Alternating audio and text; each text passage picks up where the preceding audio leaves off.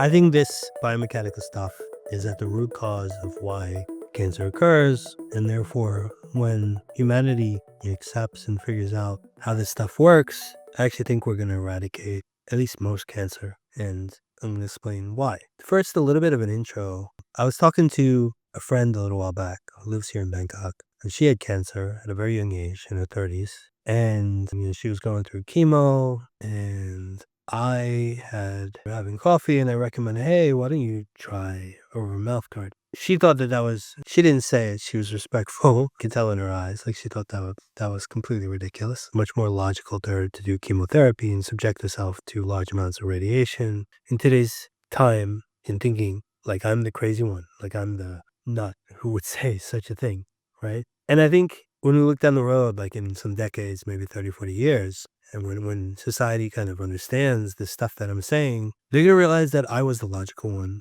The people who came up with subjecting the human body to large amounts of radiation to fix what is a physics problem at the end of the day, a structural problem, right? It just sounds stupid solving a structural problem with radiation. Like if you were to look at any other physics problem, like you would not solve it with radiation. I'm crazy today, but I think I'm gonna sound a lot less crazy in some decades. So let's dive into what is cancer. And nobody really knows what causes cancer, and that's why it's still considered more or less an incurable disease. There are things like chemo that help people live a much longer time with it, and that people have theories onto why it's caused, but they don't really know. Right. And so lung cancer is the popular one. And I just want to quickly tell the story of my grandfather, who he died some years back, but he died around the age of 93 or 94 or so, and he was living in Japan, and he smoked 2 packs of Lucky Strikes every day. Lucky Strikes, I think they're stronger than Marlboro Reds, right? And so for like 60 or 70 years, the guy smoked 2 packs of something that was stronger than Marlboro Reds, and he didn't die of lung cancer. And not only that, like he ended up outliving anyone in my family so far, hopefully like someone, the next generation surpass him. But so far, everyone has passed away at least 10 years younger than he did. So a bunch of other people passed away in their early 80s and 70s. Nobody made it to 94 like he did. And some of these other folks that passed away earlier than him, they lived very healthy lives. Like they didn't smoke. Some of them went to the gym. They were much more careful about their diet. Like my grandfather didn't really do exercise. He didn't really care that much about his diet. He was a very relaxed guy, but he had a great skull, right? He was born in rural Korea, migrated to Japan when he was a young person, and just always had like a amazing development, which was pretty normal for someone that grew up in rural Korea, back in that time before World War II. And these days you'll find like people who are health nuts getting cancer in their 30s and 40s, right? So like, why is it that these people who are crazy about their exercise and all this, and they're getting cancer in their 30s and 40s, and my grandfather made it to 94, like ignoring all of that? Something's not completely right with the way we think about, health, in my view. My view is that it's this biomechanical process. So I view it as the whole body structure. So then the skull,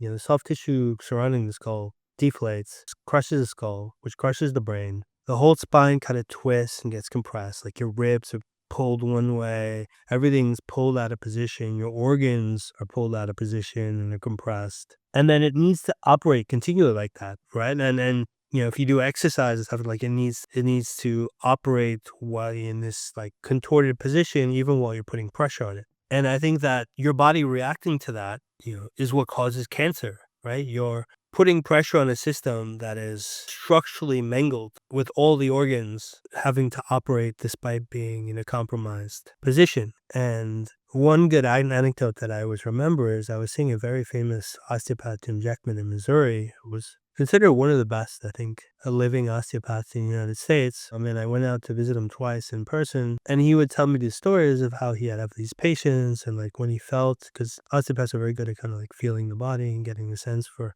where the organs are. And he would tell me about these twisted patients of his, and like, he would tell me this story, like this person's like stomach was completely wrapped around their body and this kind of thing. And like the sense you got for was that when a person's body twists, that the organs are very much displaced. If you just apply a little bit of logic, you can see how displacing all the organs of your body is going to lead to some dysfunction and probably puts you at a higher risk of cancer. If you were to think about any inanimate objects and twisting it like that way, and then applying force, the force that you'd apply to your body of everyday life, like you would expect some dysfunction. And I think in human bodies, that dysfunction comes in the form of cancers and heart attacks and things like this. And a lot of what the research, like I'd read some research some years back about what they were concluding about some cancers, and like it sounded like a lot of the thinking was that cancers were created by the body as part of a protection mechanism against something,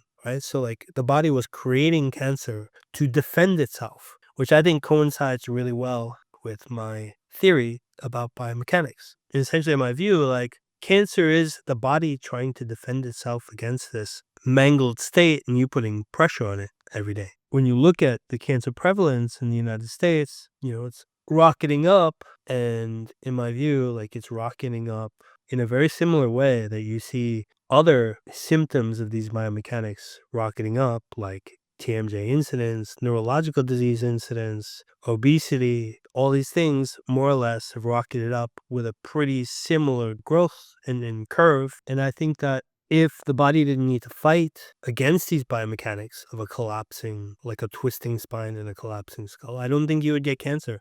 What are some ways you can anecdotally prove that today? Well, you could look at like professional athletes and models, right? They have very good spines and skulls. Let's see their cancer rate, incidence rates. And this is something like I pay attention to for years. And you pretty much never see examples of that, right? Like the minute you have professional athletes, like quitting the Knicks because the guy's got cancer, I would have to start second guessing like my judgment call. But like you don't see that. Like what you see is, the unhealthy people. You don't see professional athletes and models are coming down with cancer, at least not very, not very often. In my view, these biomechanics are going to lead to the eradication of cancer because if you can take off this structural collapse process that occurs to the body, then you're stopping what is the root cause of the cancer. The body no longer needs to defend itself, so it doesn't need to create the cancer. I know that this sounds pretty insane today, but for me, it just sounds logical. And what I see people concluding in this field, to me, feels very illogical. We'll see, like, I think in 30, 40 years, things will change a lot.